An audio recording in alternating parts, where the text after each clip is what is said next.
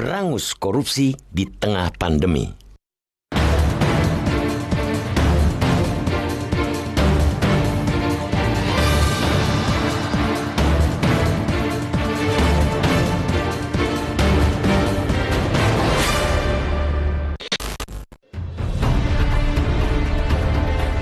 Setidaknya, dalam 3 bulan terakhir, pikiran dan energi bangsa ini tercurah untuk menangani pandemi COVID-19. Namun bukan berarti urusan lain termasuk masalah korupsi kemudian benar-benar terabaikan. Mustahil dimungkiri, wabah corona telah menyedot perhatian dan semua sumber daya bangsa. Ia menjadi musuh tak kasat mata yang paling mengkhawatirkan saat ini. Karena itu, wajar, sangat wajar, jika segala daya upaya dikerahkan untuk bisa mengenyahkannya. Meski demikian, virus corona pantang dibiarkan memasung kita. Situasi memang sulit, sangat sulit. Tetapi kehidupan berbangsa dan bernegara harus tetap jalan. Life must go on. Negeri ini tetap harus bergerak dengan segala dinamikanya. Para penyelenggara negara pun harus tetap bekerja sesuai dengan tugas dan tanggung jawab mereka.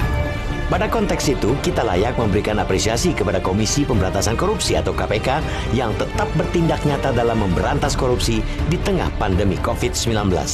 Hasil konkret mereka tunjukkan dengan menangkap 2 tersangka kasus korupsi, Aris HB dan Ramlan Suryadi pada Minggu 26 April lalu. Aris ialah Ketua DPRD Kabupaten Muara Enim, Sumatera Selatan. Ramlan merupakan bekas Kepala Dinas Pekerjaan Umum dan Perumahan Rakyat Kabupaten Muara Enim. Keduanya diduga terlibat dalam praktek rasuah yang melibatkan Bupati nonaktif Muara Enim, Ahmad Yani.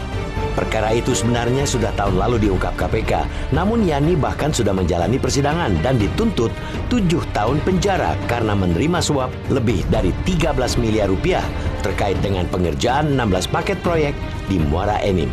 Tersangka lain dari pihak swasta yakni Robi Oktav Fahlevi selaku pemberi suap malahan telah divonis 3 tahun.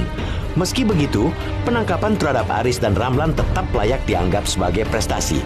Penangkapan itu menunjukkan KPK tidak berdiam diri. Mereka terus melakukan pengembangan untuk menindak siapapun yang terlibat dalam setiap perkara korupsi.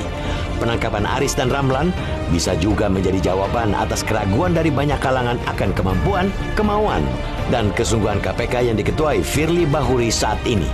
Pesimisme itu mengemuka selain karena pribadi 5 komisioner KPK, juga lantaran diberlakukannya Undang-Undang KPK hasil revisi yang dinilai syarat dengan pasal-pasal pelemahan.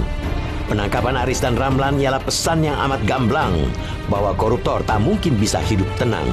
Mereka, para pemangsa uang rakyat, mungkin merasa pandemi COVID-19 bisa dijadikan benteng tebal untuk bersembunyi. Akan tetapi, KPK telah mementahkan keyakinan itu. Atensi negara, juga perhatian publik memang sedang terfokus untuk menghadapi COVID-19. Tetapi bukan berarti korupsi dibiarkan.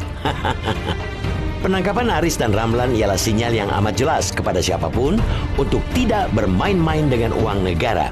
Bukan hanya mereka yang sudah korupsi, melainkan juga mereka yang berniat menjadikan kesempitan akibat ekspansi corona saat ini sebagai kesempatan untuk memperkaya diri. KPK boleh mengapungkan asa bahwa citra mereka akan membaik di mata publik dengan menangkap Aris dan Ramlan. Namun, keberhasilan itu belumlah cukup. Rakyat masih menanti prestasi yang lebih besar, lebih cemerlang agar kepercayaan kepada KPK pulih sepenuhnya. Masih ada tersangka lain yang hingga kini bebas melenggang. Mereka bukan orang-orang sembarangan. Mereka orang-orang kuat atau setidaknya punya backing kuat. Mereka sudah beberapa bulan menjadi buron, tak menggubris panggilan KPK dan seenaknya mengangkangi hukum. Jika mau menangkap orang-orang itu secepatnya, KPK pantas mendapatkan kembali kredibilitasnya.